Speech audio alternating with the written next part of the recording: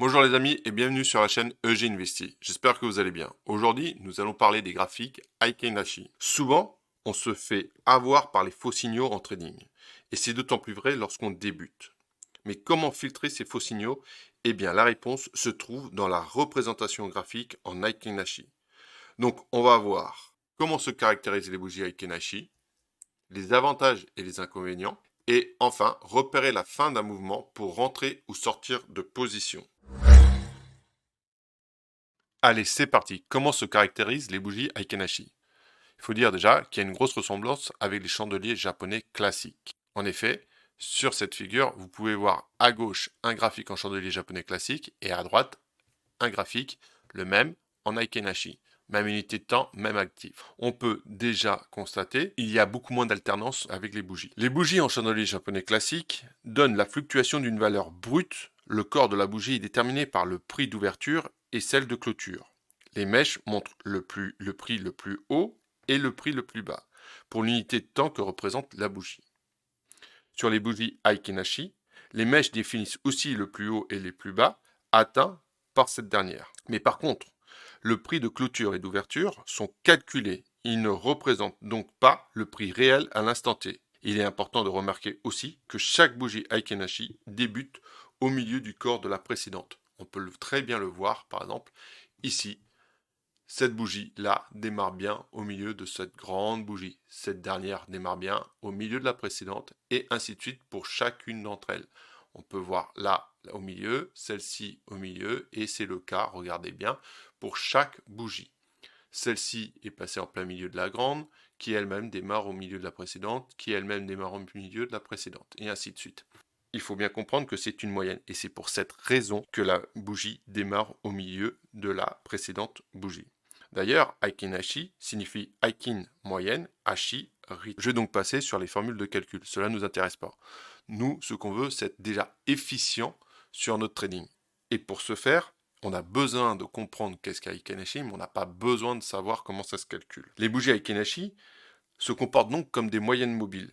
Elles lissent les fluctuations dans le temps et mettent ainsi en évidence la direction d'un mouvement, en le rendant plus facile à identifier. Donc, si on doit faire un petit récapitulatif de ce qui caractérise les bougies Aikenashi, on peut dire qu'elles ressemblent au chandelier japonais classique, que chaque bougie commence toujours au milieu de la bougie précédente, et un petit moyen mémotechnique, Aikin signifie moyenne et Ashi rythme, donc ça donne le rythme moyen d'un mouvement qui soit à la hausse, à la baisse, sur un actif. Et ça c'est important, car ça veut dire que quelque part, il se comporte comme une des moyennes mobiles. Vous ferez le rapprochement tout à l'heure un peu plus loin, et vous comprendrez pourquoi c'est important de comprendre cela. Et c'est pour cette raison qu'elle commence toujours au milieu de la précédente bougie. Maintenant, passons aux avantages et inconvénients d'utiliser Aikenashi. Commençons par ses avantages. Il est simple à lire car il donne moins de bruit. Ce qui nous amène donc à son gros avantage, c'est qu'il donne le meilleur point d'entrée puisque les prix sont lissés, laissant apparaître le sens d'un mouvement. Il permet donc de prendre position plus facilement. C'est ce qu'on peut constater sur ce graphique. Par exemple, si on prend ce mouvement haussier, on peut voir qu'il n'y a pas une seule bougie rouge tout le long de ce mouvement. Lorsque la bougie change de couleur et devient rouge, cela signifie un mouvement baissier. Il était donc temps de sortir de position. Mais pour prendre la position, nous pouvons voir que dès le changement de couleur, c'est-à-dire la bougie verte, on aurait pu prendre position et comme ça pouvoir profiter pleinement de ce fort mouvement haussier. Ici, on ne considère pas cette bougie verte pour la simple raison que c'est une bougie d'indécision, tout comme pour les chandeliers classiques, c'est un doji, donc c'est une bougie d'indécision. La première année, c'est que c'est la seule verte au milieu, et comme vous savez, un doji peut être de n'importe quelle couleur, ça signifie l'indécision. C'est pas la couleur qui donne son sens. Cela s'avère par ailleurs, donc ici pour ressortir, mais aussi pour rentrer en position short. Par exemple, là, bon, c'est un doji, donc j'y serais pas allé, mais juste après, par contre, j'y serais allé. La bougie rouge nous montre bien toute une série de bougies rouges jusqu'à changement de couleur. Donc cela se vérifie à chaque fois, ici, là, là. À chaque changement de couleur, on voit quand même il y a un bon mouvement. Ne pas prendre en compte une fois encore ces bougies d'indécision qui sont les doji. Voilà, ça c'est trop petit pour prendre en considération. Si maintenant je passe sur un graphe avec des chandeliers japonais classiques, nous pouvons voir que nous avons beaucoup plus de doutes sur la prise de position qu'il faut avoir, s'il faut-il ouvrir une position ou non. Et surtout, on peut voir par exemple que sur ce mouvement qui était à la base haussier sur Aikenashi, on ne l'aurait peut-être pas pris parce qu'on aurait attendu la confirmation de la bougie et nous aurions été inquiétés par cette bougie rouge qui montrait une incertitude sur ce mouvement. En repassant sur les chandeliers Aikenashi, on s'aperçoit tout simplement que le graphique devient beaucoup plus simple à lire et on trouve nos points d'entrée beaucoup plus facilement, que ça soit à la hausse ou à la baisse, en shortant ou en achetant. Et enfin, le troisième point important, c'est que le graphique Aikenashi permet d'être plus fort psychologiquement. On l'a bien vu tout à l'heure sur le graphique. Lors de la hausse, il nous lisse les prix, donc on ne voit pas cette bougie rouge que vous avez là. Je vais vous mettre une petite ellipse pour que vous puissiez la voir plus facilement. Voilà. On n'a donc pas cette bougie rouge là qui aurait pu nous inquiéter et nous faire que on ne prenne pas position sur ce mouvement haussier. Il aurait été dommage. Par contre, si on passe directement en Aikenashi, on voit qu'elle n'existe plus. Et donc l'avantage de cela, c'est que on prend position, on est plus serein, on est plus calme et on ne s'inquiète pas à la première perturbation qu'on peut trouver sur les bougies classiques.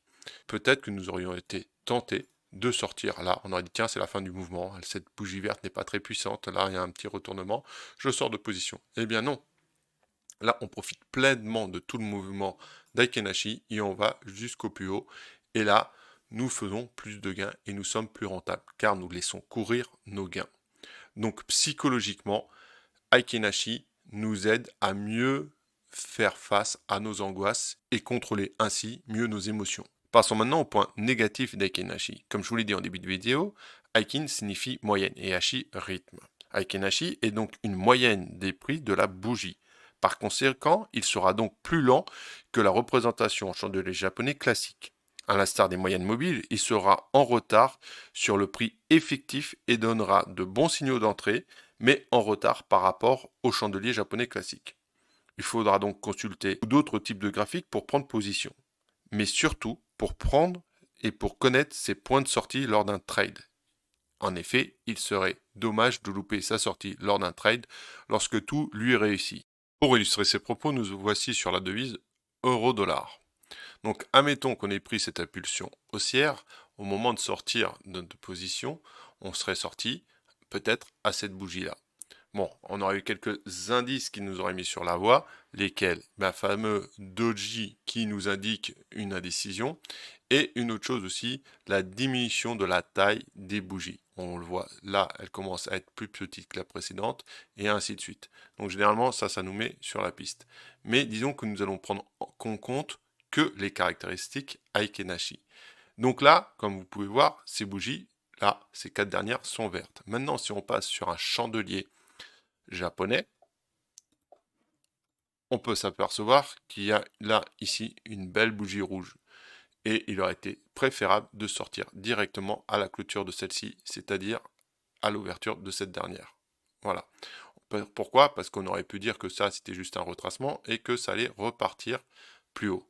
Et non, ça aurait stagné pour partir un petit peu à la baisse, beaucoup plus bas. C'est pour ça que lorsqu'on veut sortir de position, il est intéressant de passer en chandelier japonais classique et de ne pas rester en Aikenashi parce que sinon on va perdre quelques points sur notre trade, ce qui est quand même dommage puisqu'on cherche la rentabilité. C'est le but premier du trading. N'oubliez pas, lorsque vous allez sortir de position, lorsque vous approchez de votre zone de sortie, il faut passer en chandelier japonais classique. Toutes les prises de position devront être confirmées par votre stratégie de trading et par votre plan et suivre votre plan de trading. Autre point négatif, c'est que les gaps ne sont jamais représentés sur les graphiques Aikenashi. En trading, on sait que souvent les gaps sont comblés. Cela signifie que le prix revient sur le gap.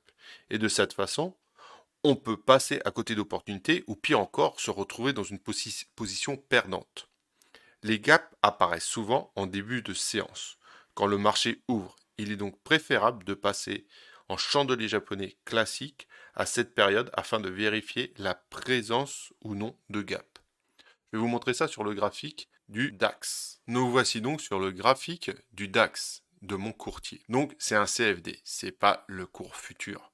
Mais peu importe, c'est la cote. Ce qui est important, c'est de voir ce qui se passe lors de l'arrêt de la cotation et de la reprise de cette dernière. Donc là, on peut voir que mon courtier, lui, il s'arrête de coter le CFD à 21h pour reprendre quelques heures après à 1h du matin. Donc qu'est-ce qui se passe? Imaginez que vous ayez, je ne sais pas, que vous preniez une position là, vous dites là, je suis certain que le DAX va baisser, ça va réouvrir à la baisse. Vous prenez votre short à la baisse et vous mettez votre stop. Mais comme là, d'un seul coup, il y a un gap, eh bien, vous avez votre position directement perdante. Et non seulement elle est directement perdante, mais en plus, c'est comme un slippage, vous vous retrouvez perdante de toute cette position. Admettons que vous ayez mis votre stop loss, je ne sais pas moi, à ce niveau-là n'existera jamais. Pourquoi? Parce qu'il n'y a pas eu d'évolution de ce prix vers ici. Il est passé d'ici, là, à là. Donc, vous perdez, en fait, en réalité, tout cela, toute cette distance-là. Donc, il faut bien comprendre que votre perte ne va pas s'arrêter jusqu'au niveau du stop loss, mais il va aller de là à la réouverture de la bougie, et donc d'ici. Donc, vous voyez bien que non seulement vous allez avoir un trade perdant, mais pas qu'un peu. Vous n'aurez pris aucune sécurité, puisque votre stop loss va être complètement ignoré, car le prix que vous avez indiqué dans votre stop loss ne sera pas touché, il aura été sauté. Donc c'est donc un slippage. Donc, si on passe maintenant sur un graphique Aikenashi, on va voir tout simplement, là je vais vous le représenter, là on voit bien que vous avez le gap, c'est représenté par l'ellipse. Nous sommes donc en chandelier classique et nous allons passer en chandelier Aikenashi. Et là, qu'est-ce que vous apercevez? Vous apercevez qu'il n'y a pas de gap. Là, vous auriez été en droit de dire, bah, je ne comprends pas, moi j'ai mis mon stop loss, la bougie a bien franchi ce niveau, pourquoi mon stop loss n'a pas fonctionné? Bah, tout simplement parce qu'Aikainashi ne représente pas les gaps et que votre prix et que votre stop loss n'a jamais été franchi par le prix, mais tout simplement il a été enjambé. Il est passé donc par un slippage. Donc cette situation est très représentative du fait qu'on ne voit pas les gaps en Akenashi. Vous voyez, là on voit clairement la bougie. Et si on passe directement en chandelier japonais, eh bien on peut s'apercevoir que le gap existait bel et bien. Donc voilà pourquoi il est dangereux. Toujours penser à se mettre en début de session, à se mettre en chandelier japonais pour voir l'existence d'un gap. Les gaps existent par ailleurs au cours de la journée, pas qu'uniquement à l'ouverture d'une séance. Mais disons que généralement, c'est pour suivre le mouvement, la tendance. Là, c'est vraiment le cas particulier qui peut vous faire perdre quotidiennement des gains et des profits dans votre trading. Passons maintenant à un autre point très important d'Aikenashi, repérer la fin d'une tendance. Effectivement, repérer la fin d'une tendance est l'essence même de notre trading. Ça nous permettra de savoir quand est-ce qu'il faut sortir de position, qu'elle soit haussière ou baissière. Pour cela, on a deux manières de faire. La première et la plus évidente est le changement de couleur d'une série de bougies. En effet, cela est peut-être, même sûrement, le signal de la fin d'une tendance. Et l'autre façon de repérer la fin de tendance est d'observer la taille des bougies. En effet, la taille des bougies peuvent devenir de plus en plus petites et notamment à l'approche du niveau de résistance ou de support. Je vais vous montrer ça de suite sur un graphique. Pour illustrer mes propos, on va reprendre le même graphique que tout à l'heure et on l'a par exemple sur ce mouvement baissier, on voit bien que cette bougie est plus petite que la précédente. Pareil sur cette petite relance haussière, on voit bien que cette bougie est plus petite que la précédente. Donc là, je n'en parle pas, c'est de l'incertitude. Pareil, un premier petit mouvement haussier, on s'aperçoit que la dernière est plus petite que l'avant-dernière, qui elle-même est plus petite que la bougie qui la précède. Même chose ici. Même chose, donc là c'est un petit peu l'incertitude, c'est un peu plus un range. Et là, on peut voir que sur ce grand mouvement haussier, nous retrouvons effectivement une bougie plus petite que la précédente. Pardon, je répète, sur ce grand mouvement haussier, on s'aperçoit qu'avant le changement de couleur, la bougie était plus petite que la précédente. C'est pas toujours le cas, c'est pour ça qu'il faut toujours attendre la confirmation et éventuellement après se mettre en chandelier japonais. Par exemple, ici, la bougie est bien plus petite que sa précédente, mais ça ne veut pas dire pourtant qu'elle s'est retournée. Il faut voir ça plutôt comme un avertisseur, comme quelque chose qui nous avertit d'un possible retournement de tendance. Là, nous avons changé d'actif, nous sommes sur la devise euro-dollar. Même chose, on peut voir que suite à la forte hausse, au fort mouvement haussier que nous avons là, on peut constater que les bougies commencent à réduire de taille. Et dès qu'il y a un changement de couleur, même si ce sont des doji, il aurait été intéressant de sortir vite fait de cette position. De 1, pourquoi? Parce qu'il y a ce sont des bougies d'indécision, un changement de couleur, et ce qui nous aurait mis déjà la puce à l'oreille, et donc nous aurait alerté et nous aurait forcé à être vigilants et à changer de type de graphique et à passer en chandelier japonais classique, ça aurait été cette bougie qui, elle, est plus petite que la précédente, qui elle-même a la même taille ou voire un peu plus petite que la précédente. On retrouve ce phénomène également sur ce mouvement baissier. Vous voyez bien que cette bougie est plus petite que celle-ci, qui est plus petite que celle-ci. Même chose ici, sur ce mouvement baissier, là, on retrouve la même chose. Pareil, sur ce mouvement haussier, on voit que cette bougie est plus petite que la précédente. Même chose ici. Donc, en fait, pour résumer, il y a deux facteurs qui font qu'on peut repérer le changement de tendance, c'est le changement de couleur et au préalable la diminution de la taille des bougies en chandelier Aikenashi. Et maintenant, les amis, un point très important. Je vous demande votre attention car vous verrez, vous n'allez pas perdre votre temps à connaître cette information sur les bougies Aikenashi qui vous sera grandement utile lors de votre trading. Alors, je vais vous parler de bougies significatives. Qu'est-ce que c'est que les bougies significatives? Ce sont des bougies qui montrent la véracité d'un mouvement qui soit haussier ou baissier. C'est-à-dire que lorsque vous voyez ces bougies, vous savez que la tendance est engagée sur un mouvement. Donc vous pouvez prendre position dès que vous voyez ces bougies. Certes, vous ne prendrez pas position au début du mouvement, mais cela limitera aussi les prises de risque. Donc vaut mieux avoir des gains que de risquer une perte. Vous me direz, comment reconnaître ces fameuses bougies? Eh bien, elles n'ont pas de mèche à la base. Elles ont un corps idéalement qui représente 2 tiers de la bougie et une mèche de fin de bougie assez courte représentant, elle, l'autre tiers de cette même bougie. Donc je vais vous montrer tout ça sur le graphique, ça sera beaucoup plus parlant. Là encore, nous voici donc sur le graphique en 1 heure de l'euro USD, le graphique de tout à l'heure. Donc, quelles sont ces bougies? Eh bien, ces bougies, vous pouvez les voir tout simplement là. Vous voyez, il n'y a pas de mèche en bas à leur extrémité. Elles ont un grand corps qui représente 2 tiers de la bougie et 1 tiers par cette mèche. Là encore, c'est une bougie. Là encore, c'est une bougie. Là encore, bien que la mèche commence à être un peu grande, lorsque vous voyez cette bougie, ce n'est pas une bougie significative. Là, c'en est malgré que son corps soit malgré que sa mèche soit un petit peu trop grande par rapport à son corps.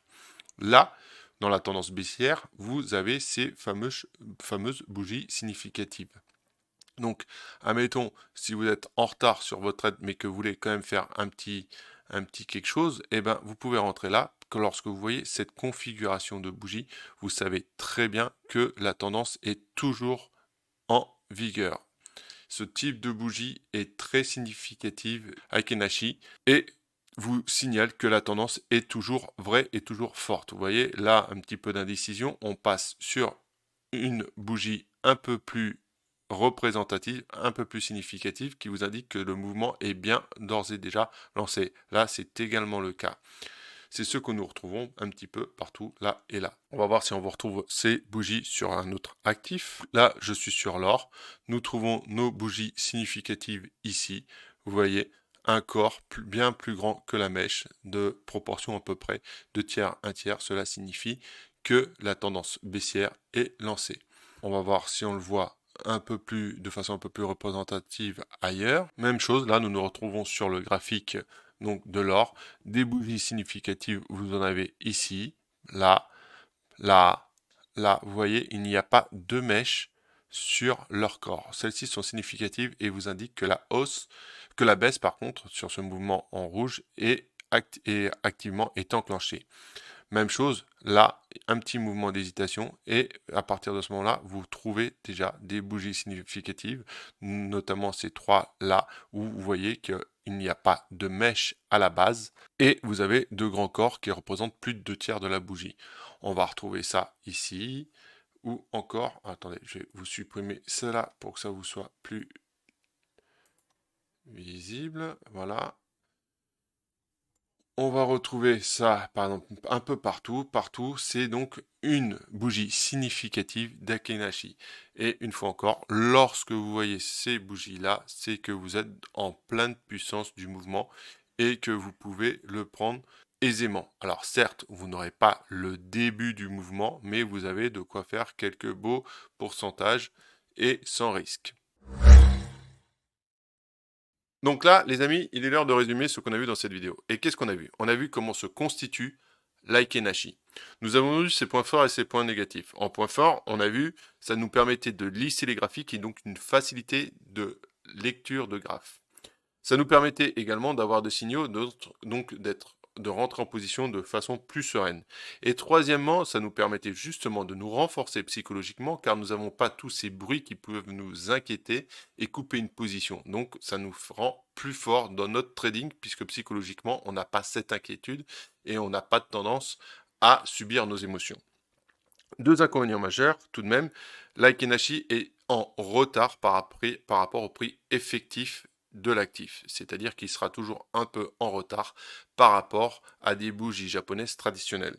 L'autre point négatif, c'est l'absence de gap. Il ne montre pas les gaps sur le cours, ce qui peut être très pénalisant si on trade les ouvertures, notamment de marché. Et enfin, nous avons vu les bougies significatives qui nous disaient clairement que le mouvement sur lequel on était, qu'il soit à la hausse ou à la baisse, poursuit avec force. Voilà, c'est tout pour cette vidéo. J'espère qu'elle vous aura plu. J'espère avoir été le plus pédagogue possible. Si c'est le cas, n'hésitez pas à vous abonner à la chaîne car d'autres vidéos sur les tutos de trading vont arriver. Vous en avez déjà quelques-unes, je vous invite à aller voir, notamment trader avec les bandes de Bollinger ou suivre la tendance et d'activer la petite clochette pour ne louper aucune de ces vidéos futures. Je vous dis à bientôt pour de prochaines vidéos qui, j'espère, vous plairont autant.